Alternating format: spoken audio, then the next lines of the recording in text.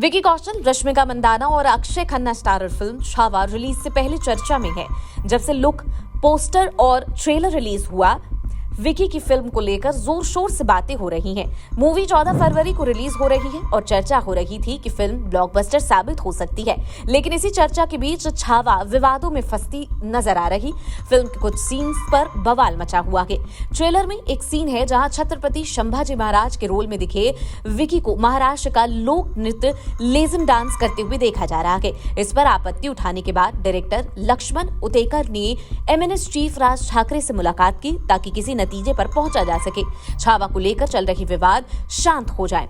इस मुलाकात के बाद डायरेक्टर ने बताया कि मीटिंग में किन मुद्दों पर बात हुई। फिल्म से लेज़िम डांस हटाने को तैयार है डायरेक्टर लक्ष्मण उतेकर ने कहा कि मैं राज ठाकरे से मिला, वो अच्छे रीडर हैं और गहन अध्ययन करने वाले व्यक्ति हैं, इसलिए मैंने उनसे सुझाव और गाइडेंस ली है।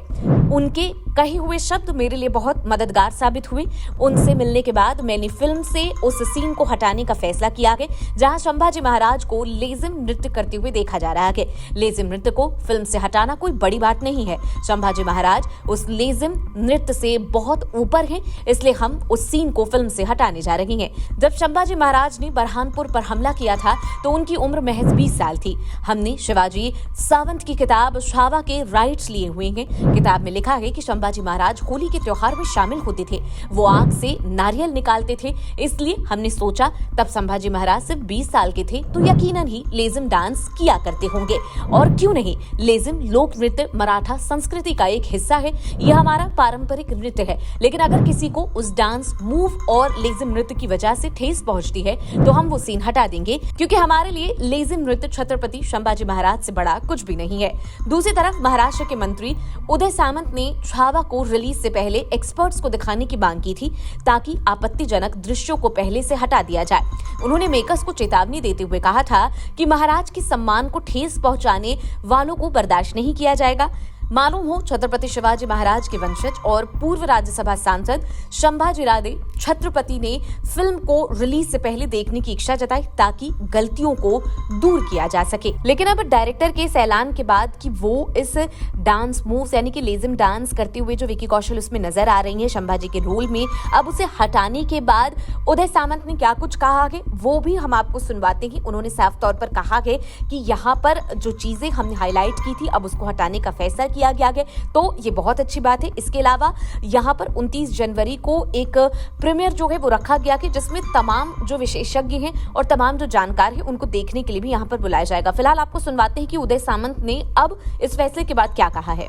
अभी की इन्फॉर्मेशन ऐसी है कि जो मांग उदयन राजे ने की थी, जो मांग संभाजी राजे ने की थी, जो मांग मैंने भी की थी और वो आज राज साहब से भी मिले थे, तो उसके बाद उन्होंने वो लेज़िम खेलने वाला सीन डिलीट करने का निर्णय किया है।